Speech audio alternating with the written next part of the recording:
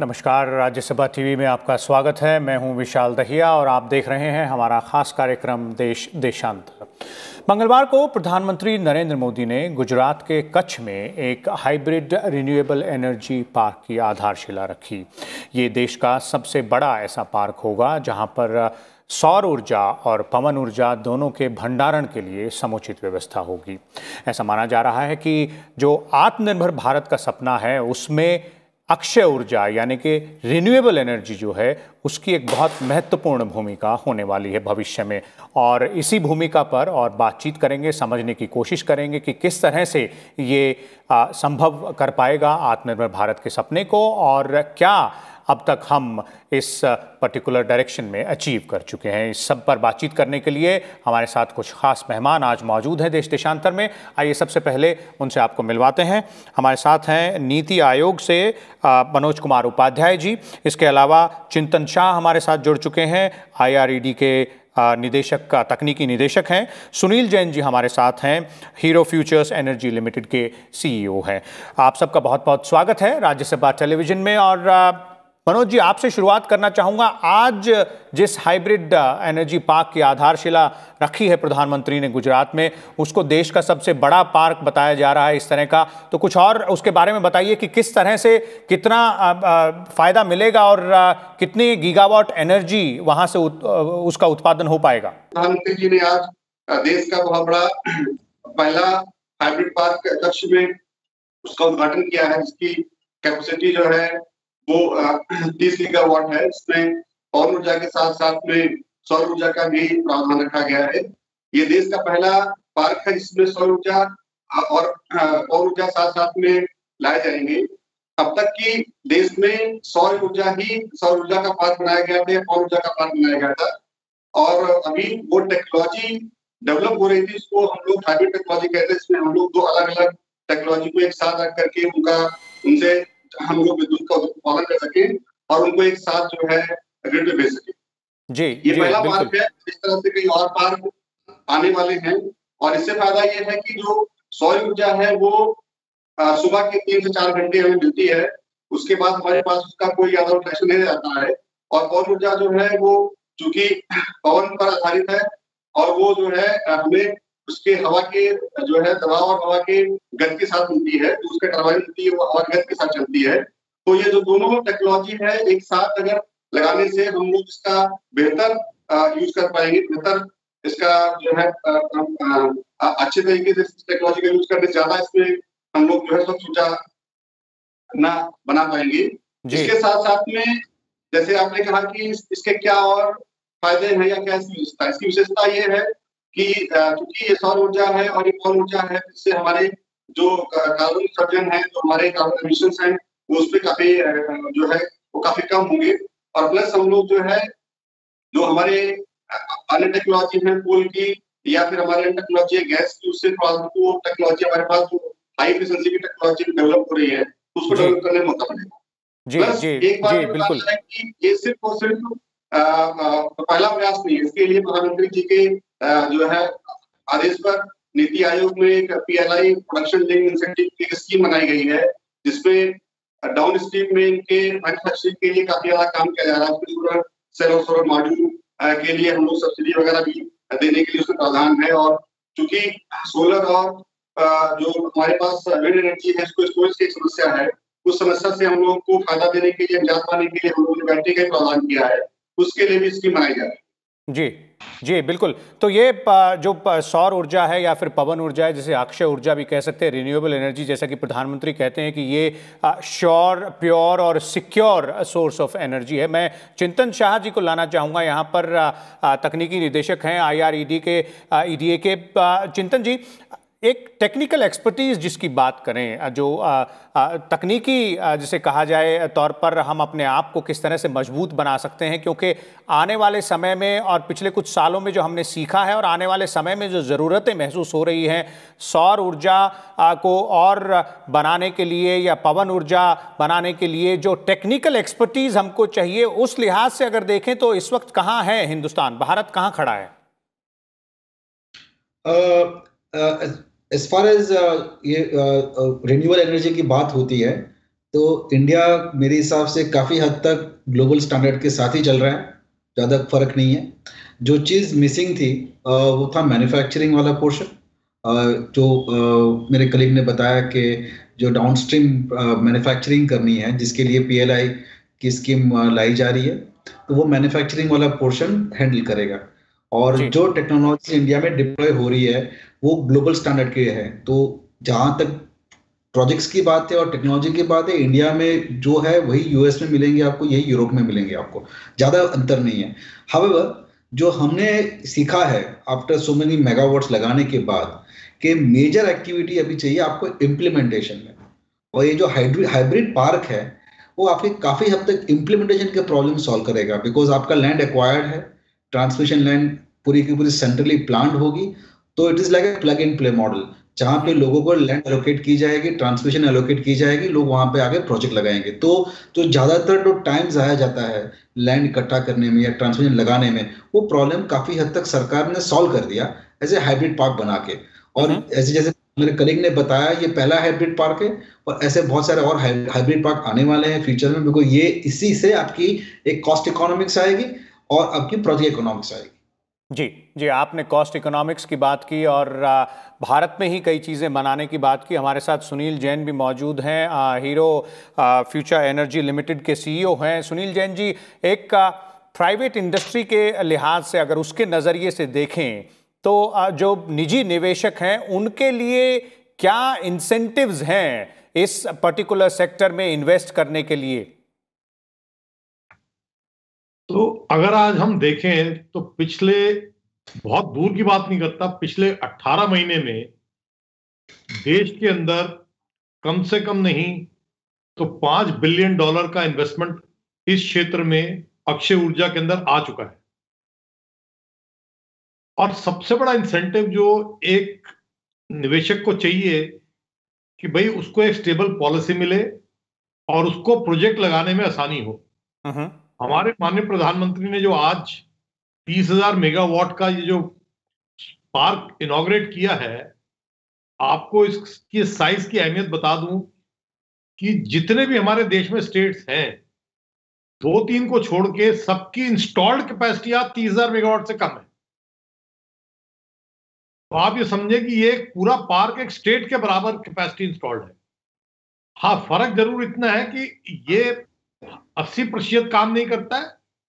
Hybrid park जो है 50% PLF देगा आपको, तो उस हिसाब से ऑलमोस्ट एक छोटे स्टेट के बराबर का पार्क है जी। अब अगर निवेशक के हिसाब से देखें तो उसको एक प्लग एंड प्ले मिला, जैसे चिंतन ने कहा, तो उसकी सारी तकलीफें दूर हो गई लैंड की, इवैक्यूएशन की। अब उसको वहां जाके बिड करना है, पैसा लगाना है और बिजली बनेगी और 25 साल तक फिर आराम से उसका काम चलेगा। तो ये बहुत बड़ा बूस्ट मिलेगा इस टाइम निवेशक को कि वो आके इसमें पैसा लगाए जी। और उससे भी बड़ी बात अगर हम देखें, इसका एक एंगल हमें और देखना चाहिए कि ये जो सोलर पार्क बना है ये वेस्ट लैंड पे बना है।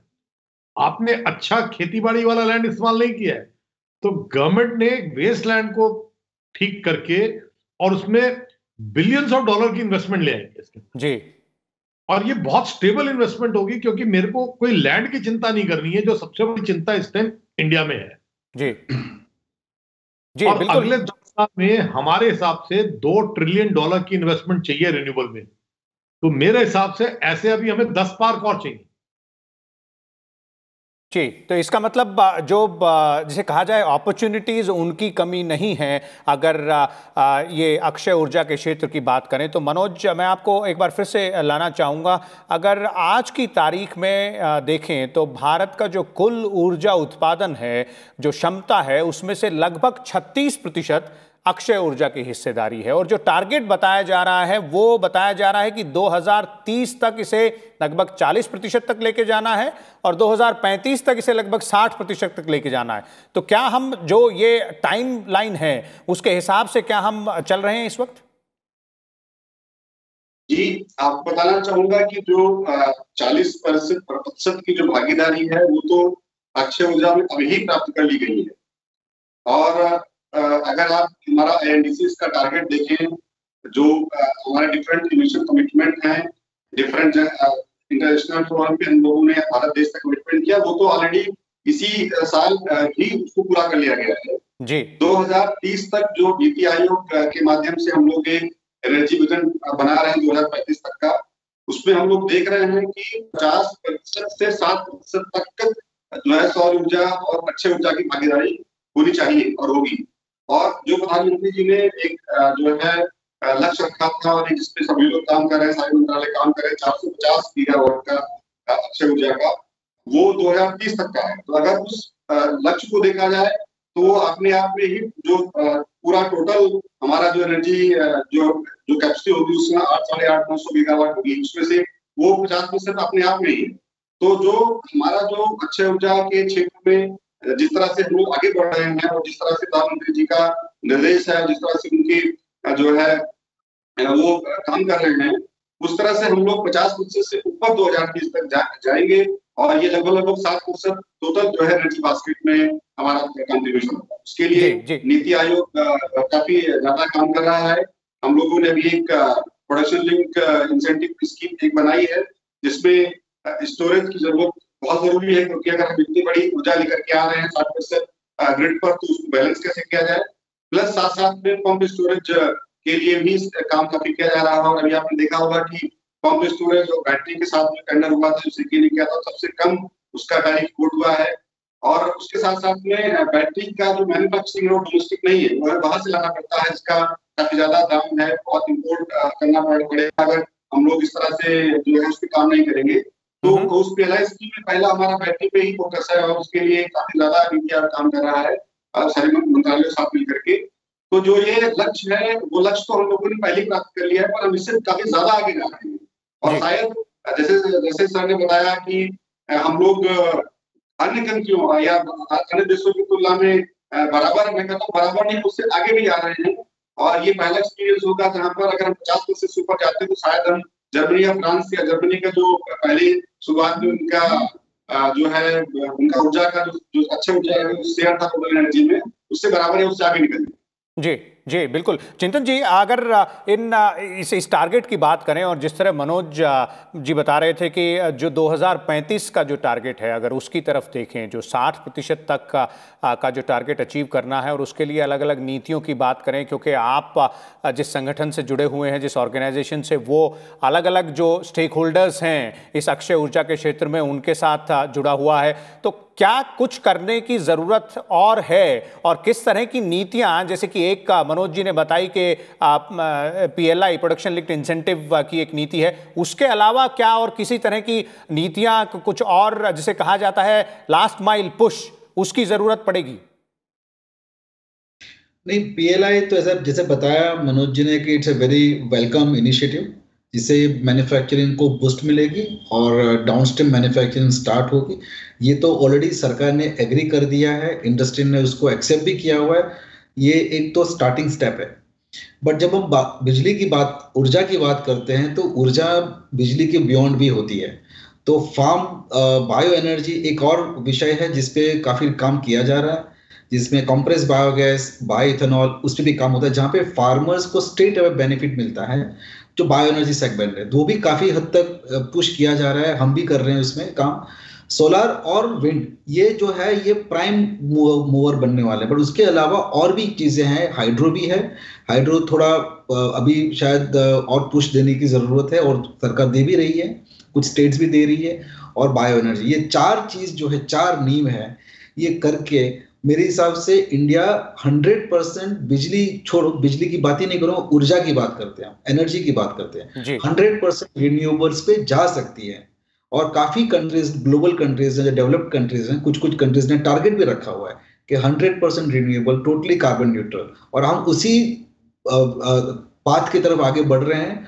और ये संभव 100% संभव है। टेक्नोलॉजिकल चैलेंजेस होती है जिसको इन टाइम सॉल्व किया जाएगा रिसर्च के जरिए।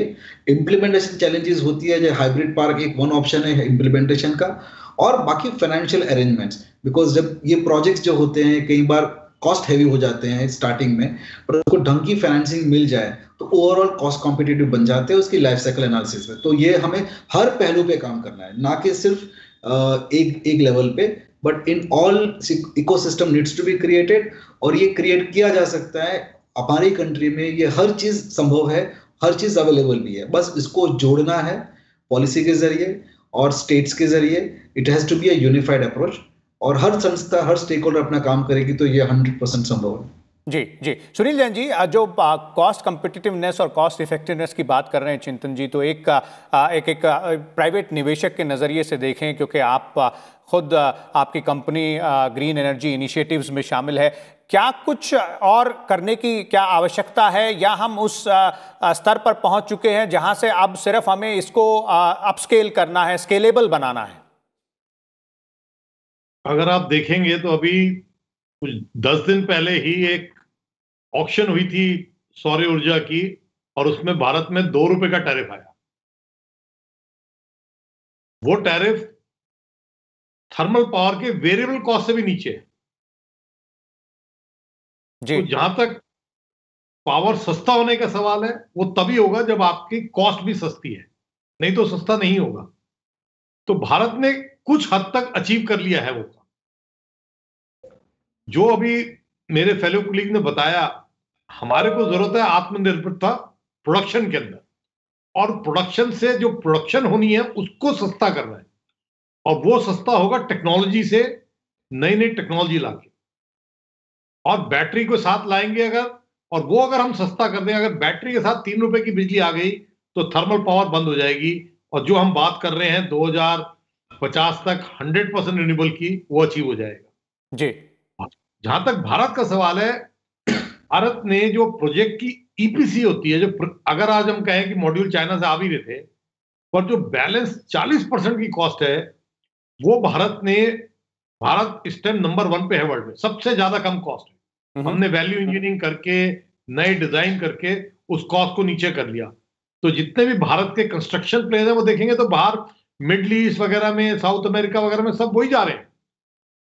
तो हमने एक हद तक अचीव कर लिया है।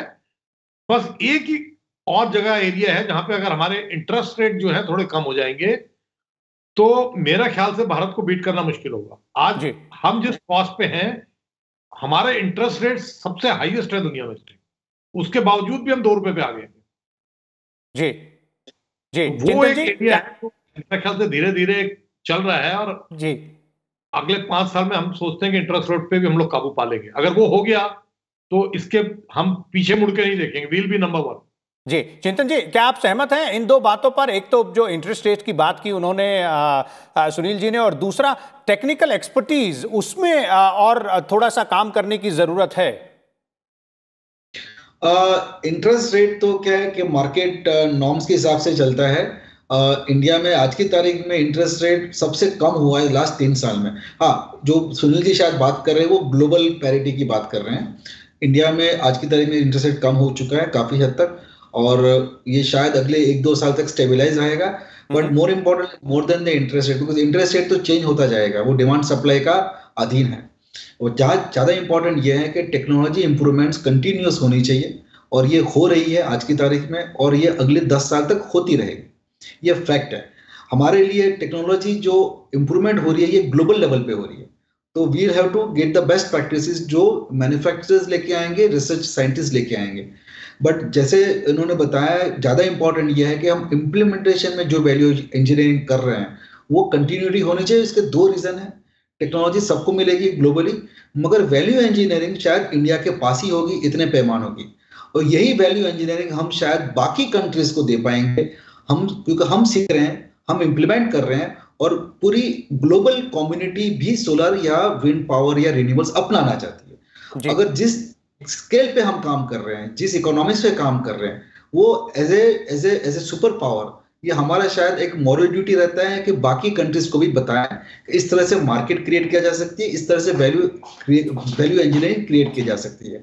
और अगर ये हम कर पाएंगे तो हमें एज ए ग्लोबल सिटीजन अच्छा भी लगेगा कि सिर्फ हम इंडिया का टारगेट मीट नहीं कर रहे, बट पूरा ग्लोबल टारगेट मीट करने में भी हम एक साझेदारी लगा रहे हैं। जी जी मनोज, आखिरी सवाल आपसे पूछना चाहूँगा, ख़ासतौर पे ये जो तकनीक की बात हो रही है, अक्षय ऊर्जा के उत्पादन में जो तकनीक इन्वॉल्व है, जो टेक्नोलॉजी इन्वॉल्व है, उसको और कैसे सुगम बनाया जा सकता है और बेहतर बनाया जा सकता है और डिपेंडेंसी जो है वो ख़त्म की जाए, जैसा कि चिंतन जी कह रहे हैं और सुनील जी भी कह रहे हैं, वो एक बहुत महत्वपूर्ण एरिया है। तो क्या वो एक फोकस एरिया भी है अगर नीतियों की बात करें तो उनमें भी?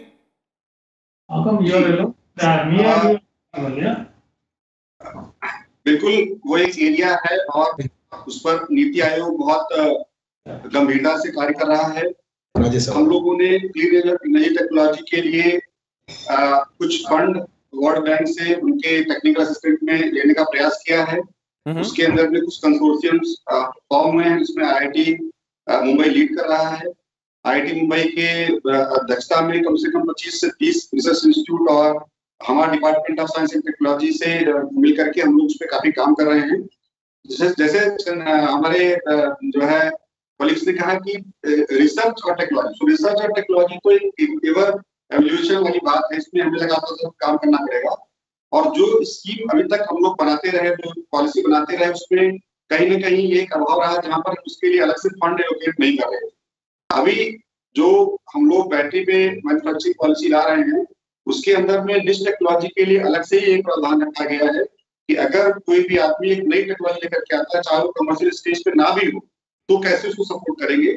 और पूरे वर्ल्ड में जितने रिसर्च इंस्टीट्यूट हैं जो कि क्लीन एनर्जी टेक्नोलॉजी में काम कर रहे हैं और जो स्टार्टअप्स में काम कर रहे हैं, उनके साथ नीति आयोग ने 2-3 अलग अलग फोरम बनाए हैं, जिसमें काफी काम स्टार्ट हो गया है। और उसमें हमारे यहाँ फंडिंग इंस्टीट्यूट भी इसमें ADB और वर्ल्ड बैंक काफी अच्छा सपोर्ट कर रहे हैं। हमारे यहाँ पर एम्स जो है, एम्स ने स्टार्टअप के लिए कुछ फंड रखा है, जो कि उन्हें ग्रांट चैलेंज के फॉर्म में देते रहते हैं और टेक्नोलॉजी इनोवेशन के लिए करते रहते हैं।